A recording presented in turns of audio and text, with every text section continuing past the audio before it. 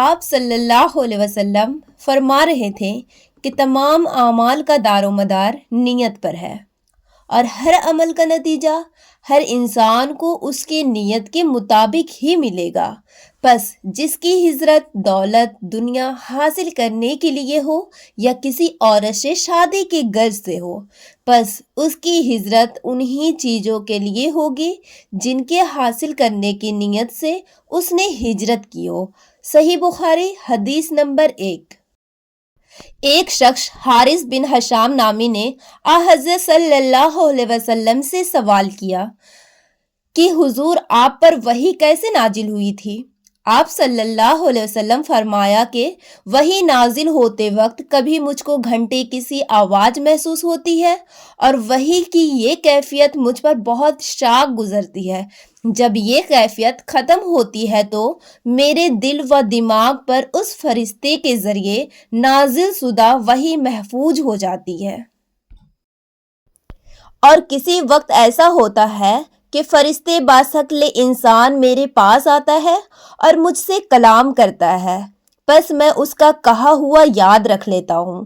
حضرت عائشہ رضی اللہ عنہا کا بیان ہے کہ میں نے سخت کڑاکے کے سردی میں حضرت صلی اللہ علیہ وسلم کو دیکھا ہے کہ آپ صلی اللہ علیہ وسلم پر وحی نازل ہوئی اور جب اس کا سلسلہ موقوف ہوا تو آپ صلی اللہ علیہ وسلم کی پیشانی پسینے سے شرابور تھی۔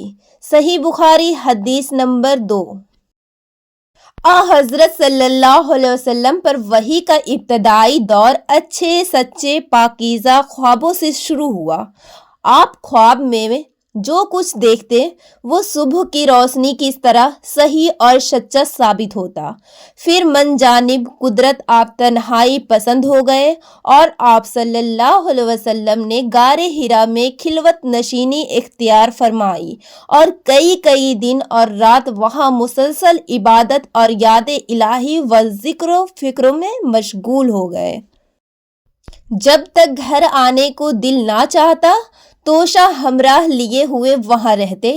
توشہ ختم ہونے پر ہی اہلیہ محترمہ حضرت خدیجہ رضی اللہ عنہا کے پاس تشریف لاتے اور کچھ توشہ ہمراہ لے کر پھر وہاں جا کر خلوت گزی ہو جاتے۔ یہی طریقہ جاری رہا یہاں تک کہ آپ پر حق منکشف ہو گیا۔ آپ غار حرا میں قیام پذیر تھے کہ اچانک حضرت جبرائیل علیہ السلام آپ کے پاس حاضر ہوئے اور کہنے لگے، اے محمد پڑھو۔ آپ فرماتے ہیں کہ میں نے کہا میں پڑھنا نہیں جانتا۔ آپ صلی اللہ علیہ وسلم فرماتے ہیں کہ فرشتے نے مجھے پکڑ کر اتنے زور سے بھینچا کہ میری طاقت جواب دے گئی۔ پھر مجھے چھوڑ کر کہا پڑھو۔ میں نے پھر وہی جواب دیا، میں پڑھا ہوا نہیں ہوں۔ اس فرشتے نے مجھ کو نہایت ہی زور سے بھینچا کہ مجھ کو سخت تکلیف محسوس ہوئی۔ پھر اس نے کہا کہ پڑھو۔ میں نے کہا میں پڑھا ہوا نہیں ہوں۔ فرشتے نے تیسری بار مجھ کو پکڑا اور تیسری مرتبہ پھر مجھ کو بھینچا، پھر مجھے چھوڑ دیا اور کہنے لگا کہ پڑھو، اپنے رب کے نام کی مدد سے جس نے پیدا کیا اور انسان کو خون کی پھٹکی سے بنایا، پڑھو اور آپ کا رب بہت ہی مہربانیاں کرنے والا ہے۔ بس یہی آیتیں آپ حضرت جبرائیل علیہ السلام سے سن کر اس حال میں غار حرا سے واپس ہوئے کہ آپ کا دل اس انوکھے واقعہ سے کانپ رہا تھا۔ آپ حضرت خدیجہ رضی اللہ عنہا کے یہاں تشریف لائے اور فرمایا کہ مجھے کمبل اڑا دو، مجھے کمبل اڑا دو۔ لوگوں نے آپ کو کمبل اڑایا۔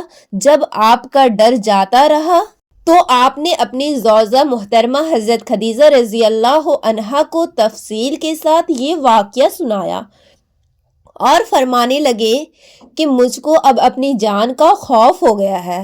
آپ کی اہلیہ محترمہ حضرت خدیجہ رضی اللہ عنہا آپ کے ڈھارس بندھائی اور کہا کہ آپ کا خیال صحیح نہیں ہے۔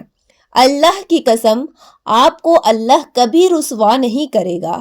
آپ تو اخلاق فاضلہ کی مالک ہیں، آپ تو کنبہ پرور ہیں، بے کسوں کا بوجھ اپنے سر پر رکھ لیتے ہیں، مفلسوں کے لیے آپ کماتے ہیں، مہمان نوازی میں آپ بے مثال ہیں اور مشکل وقت میں آپ امر حق کا ساتھ دیتے ہیں۔ ایسے اوصاف حسنہ والا انسان یوں بے وقت ذلت و خواری کی موت نہیں پا سکتا۔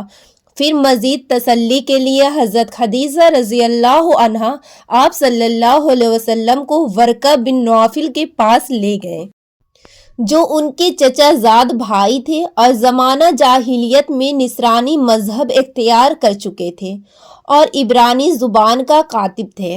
چنانچہ انجیل کو بھی حسب منشائی خداوندی عبرانی زبان میں لکھا کرتے تھے۔ انجیل سریانی زبان میں نازل ہوئی تھی، پھر اس کا ترجمہ عبرانی زبان میں ہوا۔ ورقہ اسی کو لکھتے تھے۔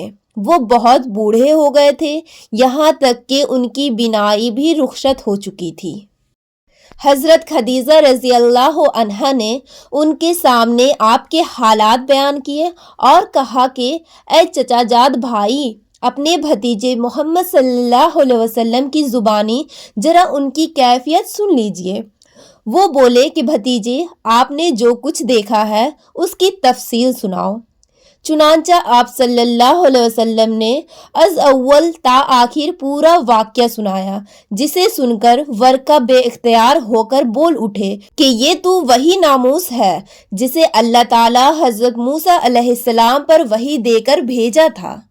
کاش میں آپ کے اس عہد نبوت کے شروع ہونے پر جوان عمر ہوتا، کاش میں اس وقت تک زندہ رہتا جب کہ آپ کی قوم آپ کو اس شہر سے نکال دے گی۔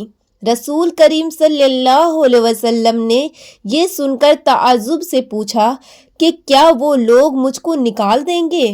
ورقہ بولا، ہاں یہ سب کچھ سچ ہے، مگر جو شخص بھی آپ کی طرح امر حق لے کر آیا، لوگ اس کے دشمن ہی ہو گئے ہیں۔ اگر مجھے آپ کی نبوت کا وہ زمانہ مل جائے تو میں آپ کی پوری مدد کروں گا، مگر ورقہ کچھ دنوں کے بعد انتقال کر گئی۔ صحیح بخاری حدیث نمبر 3۔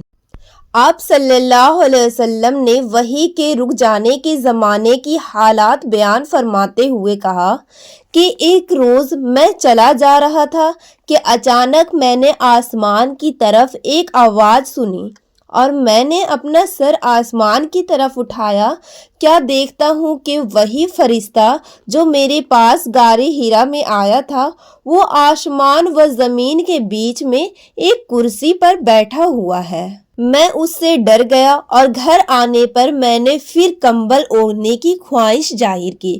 اس وقت اللہ پاک کی طرف سے یہ آیت نازل ہوئی، اے لحاف اوڑھ کر لیٹنے والے، اٹھ کھڑا ہو اور لوگوں کو عذاب الہی سے ڈرا اور اپنے رب کی بڑائی بیان کر اور اپنے کپڑوں کو پاک صاف رکھ اور گندگی سے دور رہ۔ اس کے بعد وہی تیزی کے ساتھ پے در پہ آنے لگی۔ صحیح بخاری حدیث نمبر 4۔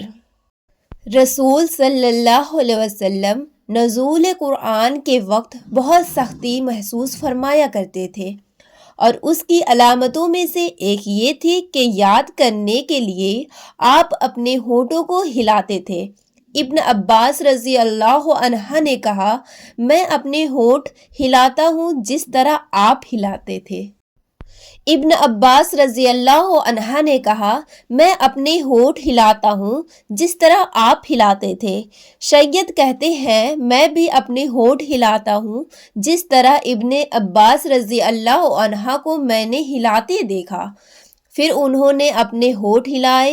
ابن عباس رضی اللہ عنہ نے کہا، پھر یہ آیت اتری کہ اے محمد، قرآن کو جلد یاد کرنے کے لیے اپنی زبان نہ ہلاؤ، اس کو جمع کر دینا اور پڑھا دینا ہمارا ذمہ ہے۔